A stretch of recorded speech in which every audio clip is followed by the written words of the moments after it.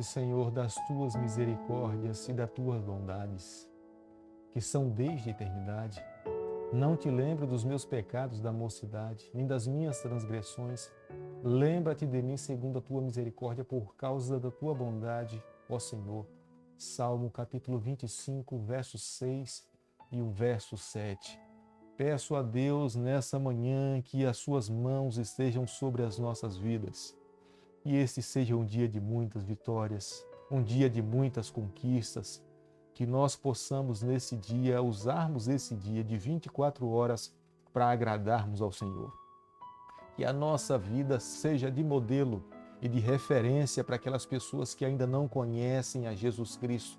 Que eu e você possamos, nos dias em que nós nos encontramos, ser a luz do mundo, o sal da terra, porque este é o sonho de Deus para cada um de nós.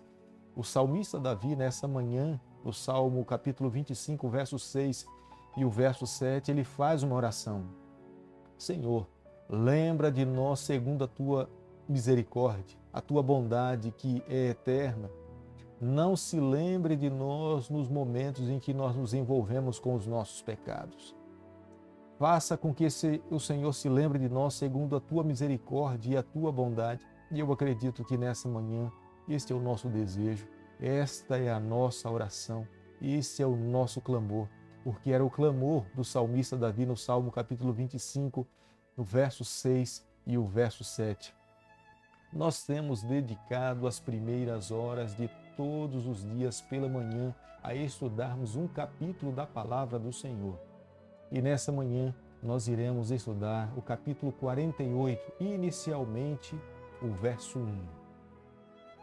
Passadas essas coisas, disseram a José: teu pai está enfermo. Então José tomou consigo a seus 2 filhos, Manassés e Efraim. O autor do livro de Gênesis, que nós acreditamos que seja Moisés, ele tem uma preocupação em iniciar o capítulo 48 falando passadas essas coisas. Quais eram essas coisas? Era a instalação da família de Jacó na terra de Gósen. Jacó tinha ido para a terra de Gósen porque tanto José como Faraó entendiam que, como eles eram pastores, a terra de Gósen seria mais fácil e próspera para que eles pudessem cuidar dos seus rebanhos e do seu gado e das suas ovelhas. Se eles fossem colocados numa outra geografia dentro do Egito, eles teriam dificuldades, porque os egípcios tinham outro tipo de habilidade de trabalho para a manutenção das suas vidas. Como pastores, eles deveriam ir para a terra de Gósen, para o nordeste do Egito, e consequentemente a mão de Deus estava sobre as suas vidas e eles seriam extremamente prósperos ali. Mas José, sabedor, seu pai estava com aproximadamente 147 anos de idade. Ele vai em direção ao seu pai para que fosse aquele momento de despedida, porque os compromissos de José eram tamanhos dentro do Egito. Mas José, como amava o seu pai Jacó, reconhecendo a bênção patriarcal que o seu pai teria que proferir sobre a sua família, José vai se encontrar com Jacó na sua casa. É o momento em que Jacó, ao receber na sua casa o José e os seus filhos, ele pergunta quem eram aqueles 2 jovens que estavam ao seu lado. E é quando José diz para ele que eram seus filhos. E Jacó pede para que eles se aproximem de Jacó. Só que José, ao estar próximo ao seu pai, Jacó lhe traz a lembrança que um dia Deus apareceu para ele em Canaã e Deus lhe reiterou as promessas abraâmicas. Deus tinha dito a Jacó que ele se tornaria pai de uma grande nação. Deus relembrou a Jacó de que a bênção dada um dia a Abraão e a Isaque eram as bênçãos que seriam derramadas sobre a vida de Jacó. A aliança assumida com Deus, com Abraão, era a mesma aliança que Deus um dia iria cumprir sobre a família de Jacó. E Jacó estava ali lembrando a José, falando para José da importância que ele jamais se esquecesse desse compromisso, da bênção de Deus sobre a sua vida. Embora ele estivesse ali no Egito, ele não deveria se esquecer a sua linhagem, a sua raiz, de onde ele tinha vindo e o que Deus queria fazer com a sua descendência. No capítulo 48, O verso 5. Agora, pois, os teus 2 filhos que te nasceram na terra do Egito, antes que eu viesse a ti no Egito, são meus. Efraim e Manassés serão meus, como Rúben e Simeão. Jacó adota os 2 filhos de José, Manassés e Efraim. É como se fossem os seus próprios filhos. Embora nós saibamos que Efraim e Manassés eram netos de Jacó, porque eles eram filhos de José, mas Jacó adota e assume como fazendo parte das 12 tribos, dos 12 filhos de Jacó. No livro de Gênesis, capítulo 48, verso 11 ao verso 22, Moisés se preocupa nesse momento em relatar para nós como se deu a bênção patriarcal sobre os filhos de José. Já que Jacó assume como sendo seus próprios filhos, ele teria que estender as mãos para que pudesse dar a bênção patriarcal, a bênção abraâmica, a bênção de Deus, para que de fato pudesse se cumprir nas suas vidas o que Deus tinha prometido para Abraão e para Isaque. Acontece que José, reconhecendo que o seu pai já estava idoso e tinha já uma dificuldade para conseguir enxergar, José coloca o filho mais velho à direita, que era Manassés. O filho mais novo, que era Efraim, estaria à esquerda. Porque a forma tradicional de oferecer a bênção patriarcal era essa: a mão direita deveria ficar sobre a cabeça do filho mais velho e a mão esquerda deveria ficar sobre a cabeça do filho mais novo. Mas só que nesse momento, Jacó cruza as mãos. A sua mão direita vai para a cabeça do filho mais novo, que é Efraim.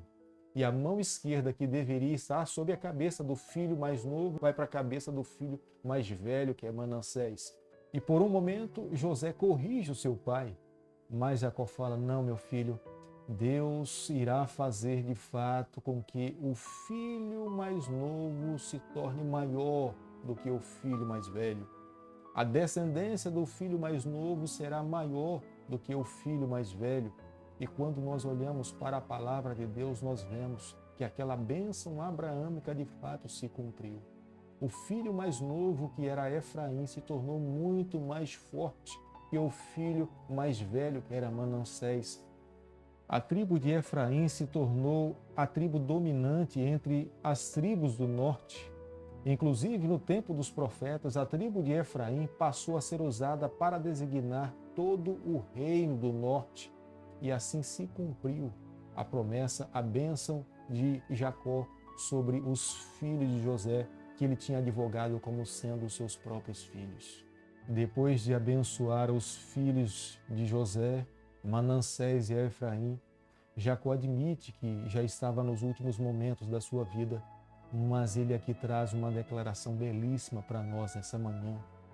Jacó reconhece que ele não tinha perdido a fé no Senhor. Ele reconhecia. O capítulo 48, verso 21. Depois disse Israel a José: eis que eu morro, mas Deus será convosco e vos fará voltar à terra de vossos pais. Jacó sabia que Deus estava ao lado da sua família. Ele sabia que tudo aquilo que tinha acontecido na sua trajetória e na trajetória dos seus filhos era a mão de Deus. Até os momentos difíceis da sua vida, ele sabia que Deus tinha transformado em bênçãos.